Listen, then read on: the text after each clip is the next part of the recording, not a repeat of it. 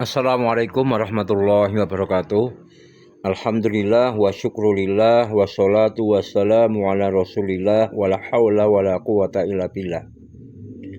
Ada pertanyaan tentang sembelihan yang ditebas, ya ditebas di leher depan dan posisinya juga posisi berdiri. Video tadi merupakan korban adat Tanah Toraja. Ya, kita tidak menilai korban adatnya, hanya itu sebagai satu gambaran bahwa bagaimana menyembelih hewan itu kalau ditebas dan juga dalam posisi berdiri itu bagaimana. Nah, kemarin sudah saya bahas mengenai posisi berdiri. Jadi disembelih tapi masih dalam posisi berdiri. Coba nanti dilihat kembali pada video tentang sembelihan dengan berdiri. Nah, kita akan membahas pada saat ini ketika menyembelih itu bukan digesek tapi ditebas. Nah, dan ditebasnya di leher depan bukan di leher belakang. Kalau di leher belakang ya itu nanti bisa putus seperti korban di Nepal itu, yang ini tidak saya sertakan videonya. Kita akan membahas tentang bagaimana sembelihan yang ditebas di leher depan tidak sampai memutus kepala. Nah, sebagai contoh itu korban tradisi di Tanah Toraja. Saya pernah juga melihat video tentang menyembelih sapi itu bukan disayat, bukan digorok, bukan digesekkan, tapi ditebas. Nah, kalau nggak salah itu di daerah Sumatera beberapa tahun yang lalu itu pernah ada video di grup Juleha Juru Sembelih Halal. Nah, istilah ditebas di leher depan itu perlu dibedakan menjadi beberapa kemungkinan. Karena apa? Karena hukumnya bisa berbeda. Jika yang dimaksud satu tebasan kuat pada bagian depan leher hingga memutus saluran yang disyaratkan, misalnya pisau sangat tajam, ditebaskan pada leher bagian depan, hulkum, saluran nafas, dan mari, saluran makanan, langsung terputus. Nah, itu seperti di video tadi. Hanya saja kan dalam kebijakan video publik itu tidak boleh mengandung unsur kekerasan sehingga tidak diselesaikan di video itu tampak bagaimana menebas dan juga darah mengucur. Nah, tapi bisa kita pahami lah, artinya bahwa sepanjang menebas leher itu pisaunya itu sangat tajam, kemudian ditebaskan pada leher bagian depan, hulkum dan mari itu langsung terputus, maka pada dasarnya sembelihan itu sah. Meskipun cara itu tidak termasuk adab yang dianjurkan. Nah, dalam fikih yang menjadi ukuran utama itu adalah terputusnya saluran yang diwajibkan. Bukan harus dengan gerakan menggesek perlahan, itu bukan. Nah, dalil umumnya adalah ma'an harodama wa dzukira rasmullahi alaihi fakul. Apa yang mengalirkan darah dan disebut nama Allah atasnya, maka makanlah. Hadis riwayat Bukhari Muslim. Jika yang dimaksud tebasan sampai kepala hampir putus atau langsung putus, nah, di sini ada rinciannya. Apabila saluran sembelihan terputus terlebih dahulu, lalu karena kuatnya tebasan, kepala menjadi ikut terputus. Nah, mayoritas ulama mengatakan sembelihan tetap halal. Nah, ini biasanya terjadi misalnya menyembelih ayam. Itu kan pisaunya sangat tajam, gerakannya kuat, kemudian lehernya kecil. Nah, ini biasanya para pemula biasanya menyembelih langsung putus kepalanya.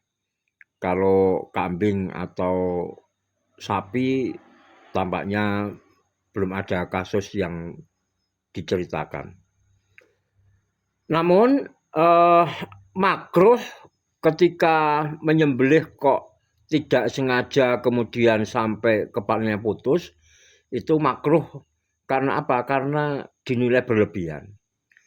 Imam An-Nawawi di dalam Al-Majmu' menyebutkan bahwa memisahkan kepala sebelum hewan benar-benar mati termasuk perbuatan yang dibenci, yaitu makruh. Tetapi tidak mengharamkan daging apabila penyembelihan sah telah terjadi. Kemudian, jika yang dimaksud ditebas seperti memenggal dari depan sehingga saluran sembelihan tidak jelas terpotong secara syar'i. Misalnya, bisa saja tebasan itu sasarannya meleset. Atau ketika menebas itu yang kena hanya daging saja, atau tulang, atau bagian lain. Lalu hewan itu mati karena luka tersebut, maka tidak halal. Karena apa? Karena kematian terjadi itu akibat pukulan atau luka, bukan karena zakah syar'iyah. Allah Subhanahu wa taala berfirman, wal mauqudatu wal mutaraddiyatu wan natihatu illa ma dzakkaitum. Hewan yang dipukul, yang jatuh, yang ditanduk, kecuali yang sempat kalian sembelih. Dalam surat Al-Maidah ayat 3. Baik, kita perhatikan bagaimana pandangan beberapa mazhab. Dalam mazhab Syafi'i, yang menjadi inti adalah pemotongan terjadi pada tempat sembelihan yang sah. Hulkum dan marik terputus dilakukan saat hewan masih hidup. Nah, karena itu satu sayatan sah, beberapa sayatan bisa sah, menggunakan tebasan bisa sah juga, selama syarat-syarat di atas terpenuhi. Pokoknya asalkan pemotongan terjadi pada tempat sembelihan yang sah, hulkum dan marik terputus, dan dilakukan saat hewan masih hidup, ya itu sembelihan yang sah bagaimanapun caranya. Entah sayatan, atau digesek beberapa sayatan, atau ditebas. Yang sering disalahpahami adalah mengira harus dengan gerakan gergaji tertentu. Padahal yang diwajibkan adalah hasil pemotongannya, bukan bentuk gerakan tangan tertentu. Ini bisa kita lihat juga pada kasus sapi modern di rumah potong. Kadang ada sapi itu yang masih berdiri di restraining box, lalu dilakukan tebasan cepat pada leher depan dengan pisau yang sangat tajam. Jika tebasan tersebut langsung memutus halkum marik dan pembuluh utama sebelum sapi mati karena sebab lain, hasil dari pendapat para mayoritas fuqaha bahwa itu adalah halal. Tetapi jika tebasan hanya melukai dan kematian terjadi akibat trauma pukulan atau kerusakan lain sebelum penyembelihan sempurna, maka itu tidak halal. Kesimpulannya bahwa hukum ditebas di leher depan tidak ditentukan oleh kata tebas, tetapi oleh hasilnya. Nah, hasilnya halal apabila tebasan itu memutus saluran sembelihan yang disyaratkan.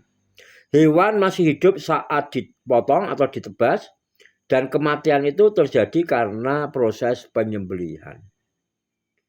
Dan hasilnya tidak halal, manakala hewan itu mati karena pukulan, trauma, atau luka tebas yang tidak memenuhi syarat sembelihan.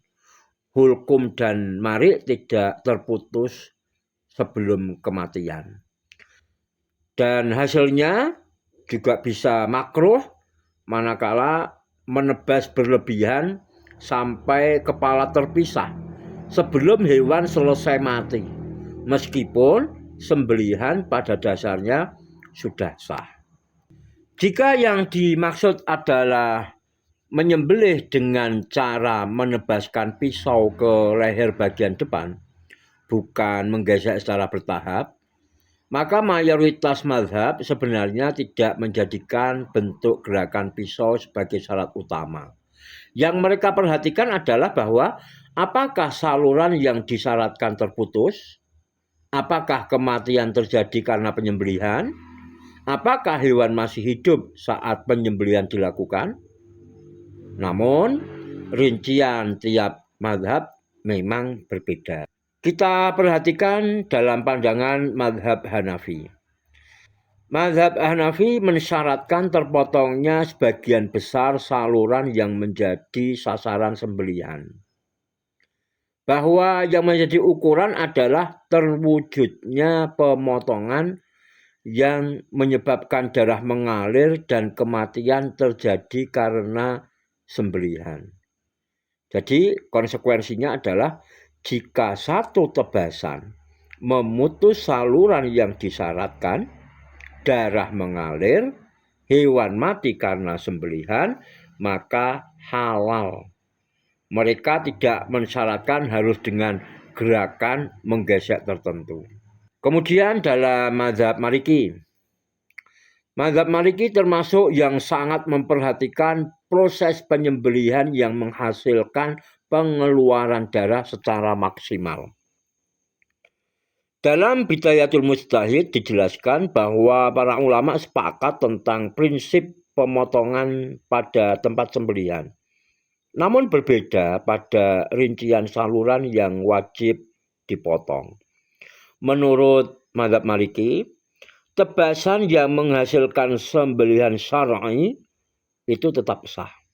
Tetapi jika cara tersebut mengandung penyiksaan yang tidak perlu atau menimbulkan keraguan apakah penyembelihan benar-benar terjadi, maka dipandang tercela. Kemudian dalam mazhab Hambali. Mazhab Hambali juga menilai sah atau tidaknya berdasarkan hasil pemotongan. Dalam Al-Mughni dijelaskan bahwa apabila saluran yang disyaratkan telah terpotong pada tempat sembelihan yang sah, maka sembelihan dianggap sah. Karena itu, satu tebasan, dua tebasan, atau beberapa gerakan bukan inti pembahasan. Yang penting adalah tercapainya zakah syar'iyah. Kemudian dalam mazhab Syafi'i. Mazhab Syafi'i lebih rinci dalam pembahasan hulkum dan mari. Apabila tebasan tersebut memutus hulkum, memutus mari, terjadi saat hewan masih hidup, maka sembelihannya sah. Akan tetapi para ulama Syafi'iyah sangat menekankan ihsan dan adab dalam penyembelihan. Karena itu, tindakan yang terlalu kasar atau menyebabkan penderitaan tambahan dianggap makruh meskipun sembelihannya sah.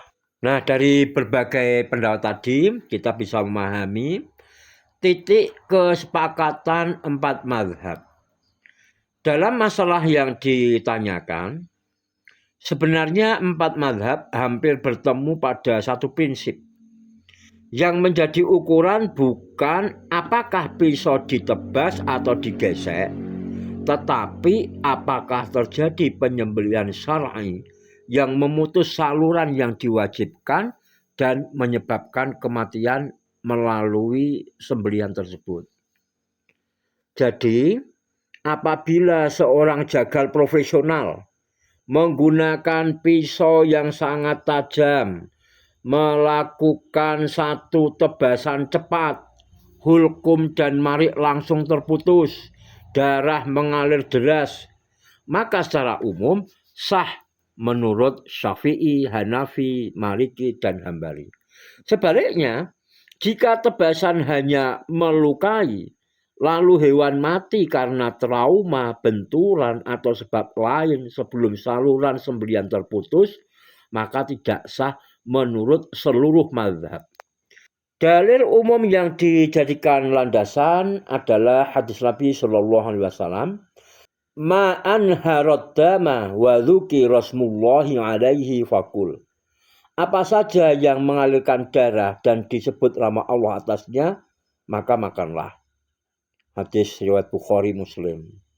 Nah, hadis ini menjadi dasar bahwa yang diperhatikan adalah terjadinya pengaliran darah melalui penyembelihan yang sah, bukan model gerakan pisau tertentu.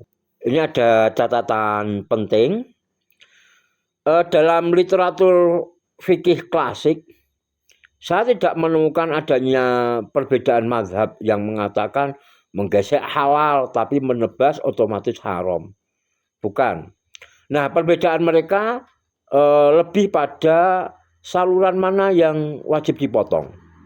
Kemudian kadar pemotongan yang cukup dan kondisi kehidupan hewan saat penyembelihan.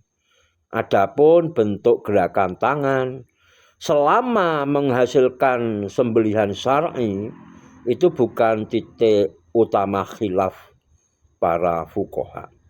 Nah, demikian. Semoga bisa dimaklumi dan kita mengetahuinya. Semoga bermanfaat. Assalamualaikum warahmatullahi wabarakatuh.